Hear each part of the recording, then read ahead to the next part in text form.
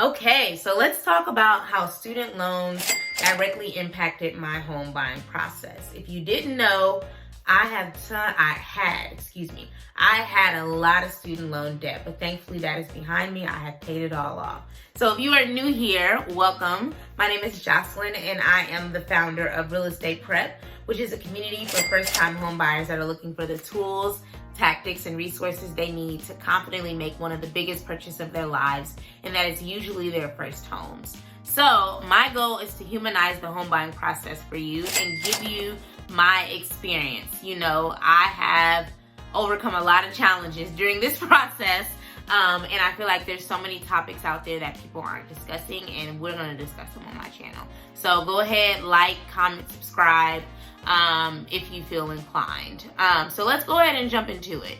The number one way that student loan debt directly impacted my home buying journey is it impacted my debt to income ratio. So if you've never heard of DTI ratio, it's essentially something that lenders use to determine how comfortable they feel loaning to you as a borrower. So the lower you can get that number, the higher. And how you calculate it, even though I'm going to put a link in the description box to a calculator that I use, you take your total annual income and you divide it by your monthly debt. So that won't include, groceries, gas and stuff like that. It's going to include the things that you've already received that you're paying back. So that would be a car, that can be your student loans, since we're talking about that can be your rent, that can be any type of medical debt.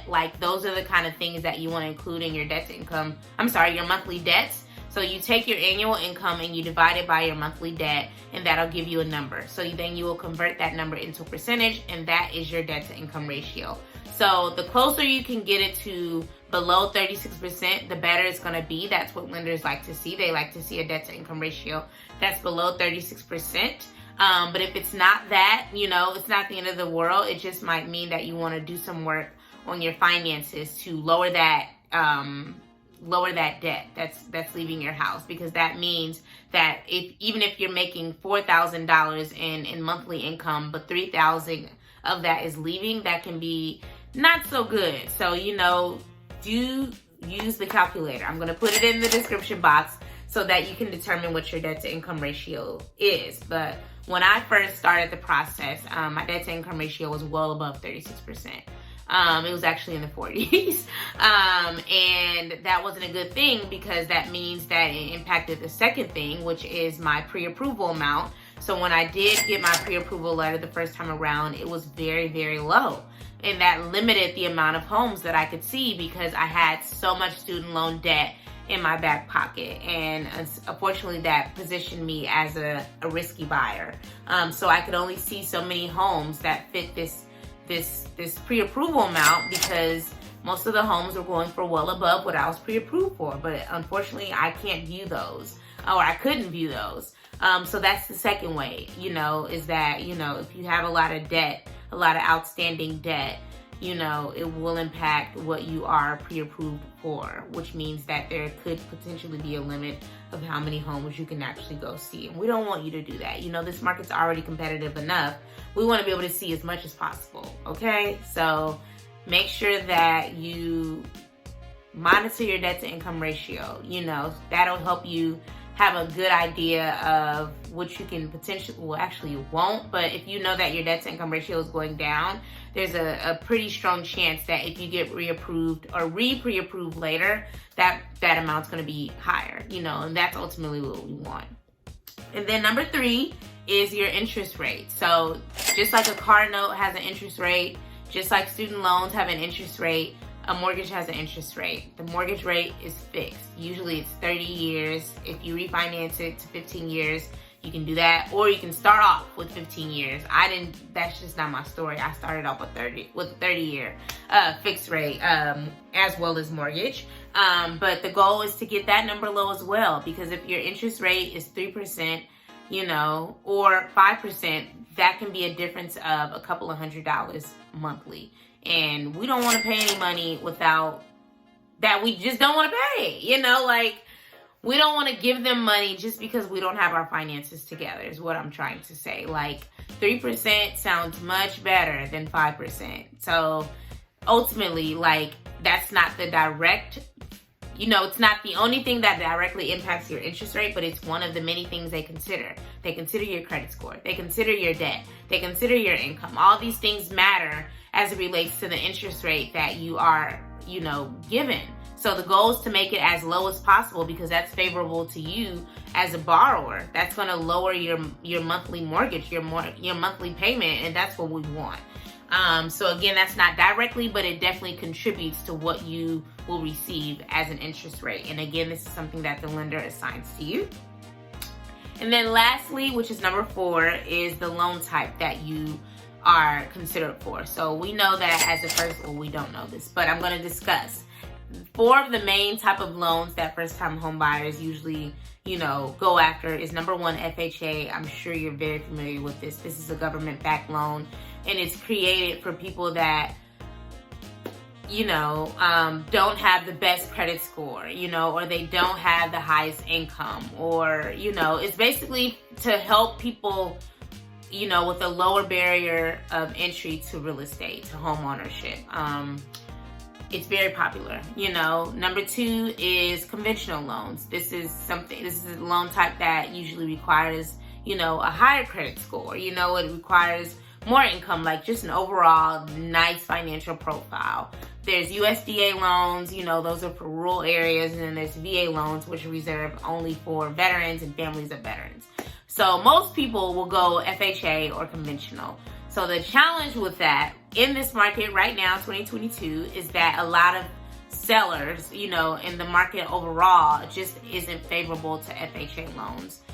They say that they take longer to close, there's lots of discrepancies that pop up, there's just so many things that are making it harder for those that have FHA loans to get their offers accepted, number 1, and to get to closing, number 2. And those are the things that you want to happen. Otherwise, why are we going through this process?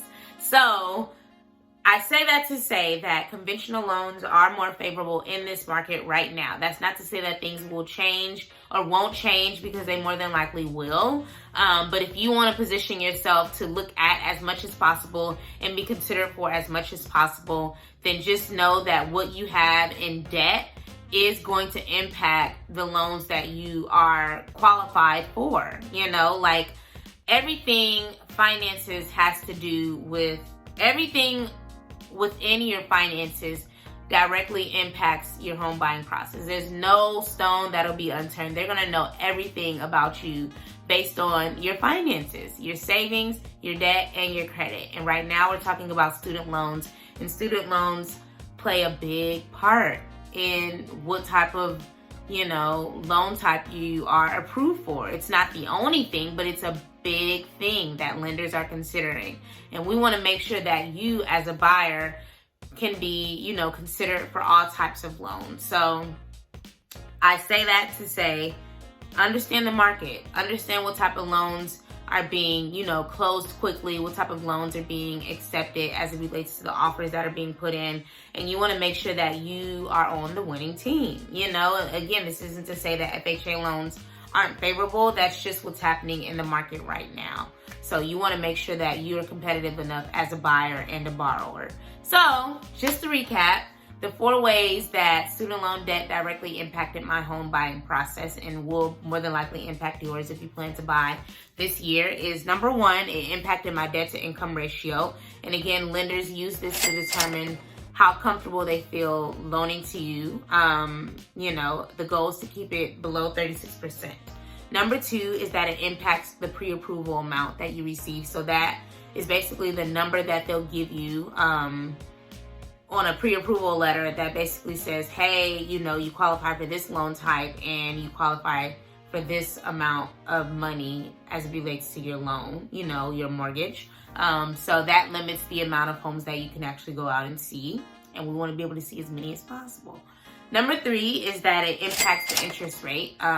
Many things impact the interest rate that a lender assigns you, but your debt is a very big part of that. Your credit is a very big part of that. So we want to make sure that we are good, because again, 3% versus 5% can be a difference of $100 a couple of $100s on a monthly basis. So the goal is to get that number low so that there's less money leaving your house. And then number 4 is the loan type. So we know there's FHA, conventional, USDA, VA, and we want to make sure that we can consider multiple options. Obviously, USDA and VA are very specialized because you have to fit a certain criteria, but most buyers usually go FHA and conventional. And right now in this market 2022, FHA is tough for FHA buyers right now. It's not impossible, but it is very much tough.